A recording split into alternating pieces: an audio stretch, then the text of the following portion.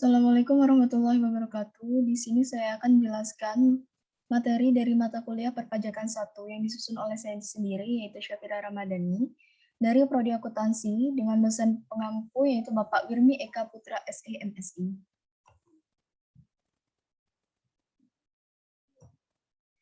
Materi yang akan saya bahas yaitu yang pertama timbulnya hutang pajak, yang kedua penagihan pajak, yang ketiga hapusnya hutang pajak, yang keempat sistem pemungutan pajak, dan yang kelima tarif dan fungsi pajak.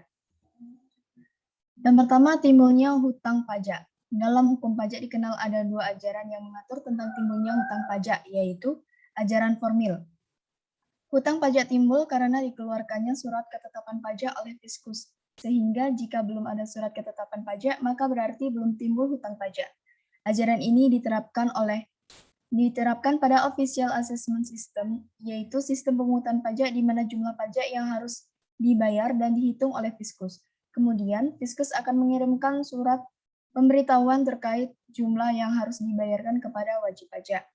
Yang kedua, ada ajaran material, yaitu hutang pajak timbul karena berlakunya undang-undang tanpa diperlukan perbuatan manusia, asal dipenuhi syarat adanya suatu Tatbestand ditentukan sendiri di dalam undang-undang pajak yang bersangkutan, terdiri dari keadaan, perbuatan, atau peristiwa tertentu yang harus dikenakan pajak. Surat ketetapan pajak dalam ajaran ini tidak menimbulkan hutang pajak, hanya untuk memberitahukan dan menetapkan besar hutang pajak. Sebab-sebab yang membuat seseorang memiliki hutang pajak diantaranya yang pertama, karena perbuatan, yaitu mendirikan bangunan, melakukan kegiatan ekspor dan impor. Yang kedua, ada keadaan, yaitu memiliki tanah atau bumi dan bangunan. Yang ketiga, ada peristiwa atau kejadian, yaitu mendapatkan hadiah undian. Materi yang kedua yaitu penagihan pajak. Dalam melaksanakan penagihan pajak dengan surat paksa ini perlu diketahui dan dipahami beberapa pengertian yang ditetapkan dalam undang-undang. Antara lain yang pertama, penanggung pajak adalah pribadi atau badan yang bertanggung jawab atas pembayaran pajak, termasuk wakil yang menjalankan hak dan kewajiban pajak menurut aturan perundang pajak. Yang kedua, penagihan pajak adalah serangkaian tindakan agar penanggung pajak melunasi utang pajak dan biaya penagihan pajak dengan cara menegur atau memperingatkan, pemberitahuan surat paksa, mengusulkan pencegahan, melaksanakan penyitaan, penyanderaan, menjual barang yang disita. Yang ketiga, biaya penagihan pajak adalah biaya pelaksanaan surat paksa, surat perintah penyitaan, pengumuman lelang, pembatalan lelang, jasa penilai, dan lain-lain sehubungan dengan penagihan pajak. Yang keempat, ada surat paksa. Adalah surat pemerintah membayar utang pajak dan biaya penagihan pajak dan memiliki kekuatan eksekutorial dan kedudukannya sama dengan putusan hakim pengadilan yang punya kekuatan hukum tetap. Yang kelima, ada jurusita pajak, adalah pelaksanaan tindakan penagihan pajak yang meliputi penagihan seketika dan sekaligus, pemberitahuan surat paksa, penyitaan, dan penyanderaan. Yang keenam, penyitaan adalah tindakan jurusita pajak untuk menguasai barang penanggung pajak, guna dijadikan jaminan untuk melunasi utang pajak menurut peraturan perundang-undangan. Yang ketujuh, lelang adalah setiap penjualan barang di muka umum dengan cara penawaran harga secara lisan dan atau tertulis melalui usaha pengumpulan peminat atau calon pembeli.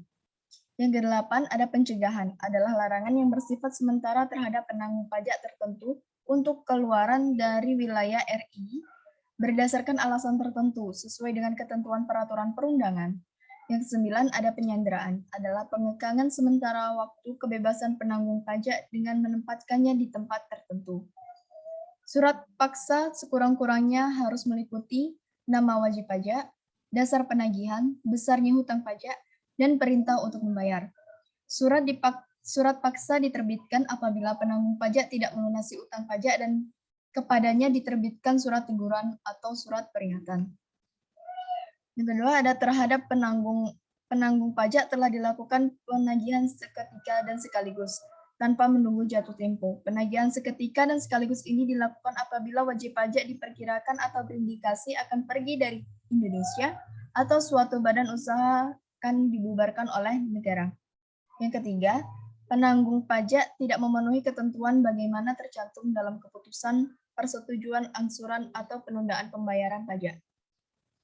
Ada kalanya penanggung pajak yang tidak kooperatif mendapatkan sanksi penyanderaan penanggung pajak yang disandera dapat dilepas apabila yang pertama, utang pajak dan biaya penagihan telah dibayar lunas, jangka waktu yang ditetapkan dalam surat perintah penyanderaan itu telah terpenuhi berdasarkan keputusan pengadilan yang berkekuatan hukum tetap, pertimbangan tertentu dari Menteri Keuangan dan Gubernur.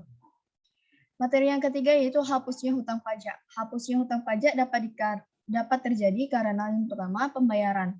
Hutang pajak akan dihapus apabila wajib pajak telah membayar hutang pajaknya. Dalam pembayaran pajak harus dilakukan dalam bentuk penyetoran uang ke tempat-tempat yang telah ditunjuk oleh Menteri Keuangan dan bukan dalam bentuk barang. Yang kedua, kompensasi atau restitusi. Hutang pajak dapat hapus apabila telah dilakukan kompensasi pembayaran antara kelebihan pembayaran pajak tahun sebelumnya dengan hutang pajak. Yang ketiga ada daluarsa. Hutang pajak akan dihapus apabila telah habis masa penagihannya atau 10 tahun setelah SKPKB terbit. Yang selanjutnya, pembebasan dan penghapusan wajib pajak yang menunggak pajak setelah dilakukan penelitian telah meninggal atau pailit dan tidak memiliki ahli waris dapat diusulkan untuk dihapusnya hutang pajaknya, atau yang bersangkutan mengajukan keberatan pajak ke Mahkamah Pengadilan Pajak tentang besarnya pajak terhutang yang harus dibayarkan, atau tax avoidance. Yang selanjutnya ada penundaan penagihan. Setelah diterbitkan surat keputusan penundaan penagihan, berarti berakhirlah hutang pajak, meskipun sementara waktu. Yang selanjutnya ada pengecualian. Pengecualian di sini karena undang-undang sudah sejak semula sudah mengecualikan baik yang berkaitan dengan subjek maupun objek pajak.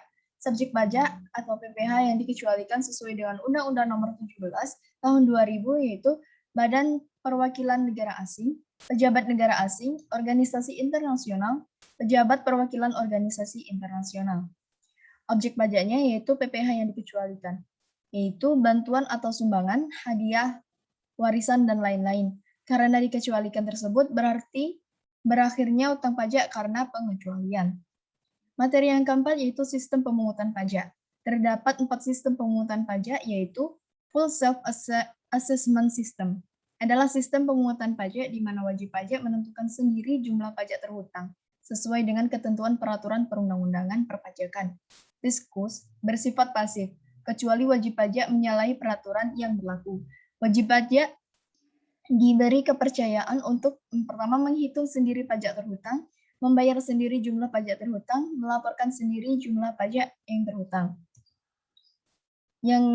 Yang B ada semi self-assessment system, adalah sistem pemungutan pajak di mana wewenang untuk menentukan besarnya pajak ada pada dua pihak, yaitu pihak wajib pajak dan juga fiskus.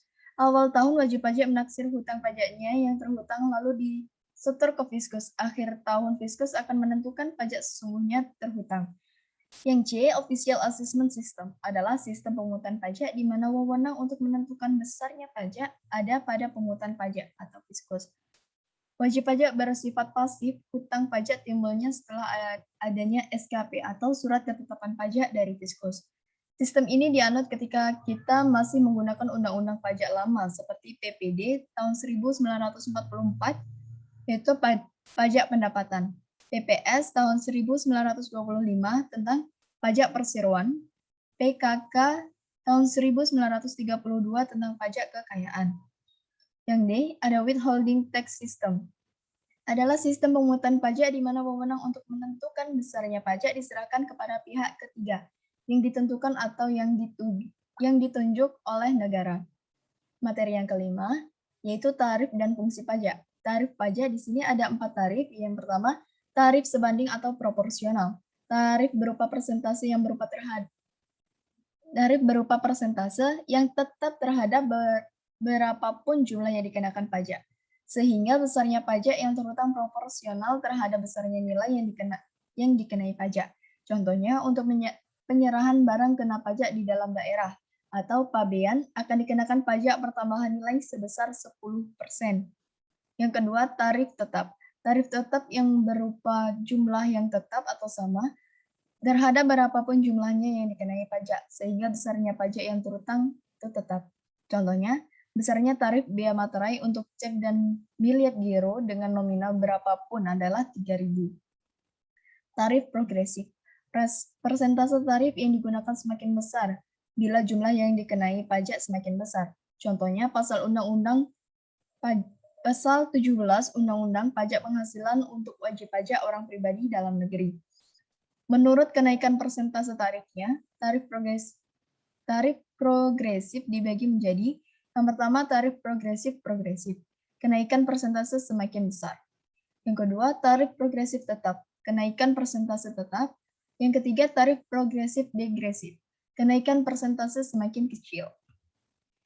Yang keempat, yang selanjutnya ada tarif degresif, yaitu persentase tarif yang digunakan semakin kecil bila jumlah yang dikenakan pajak semakin besar. Fungsi pajak ada dua fungsi pajak, yaitu fungsi anggaran atau budgeter.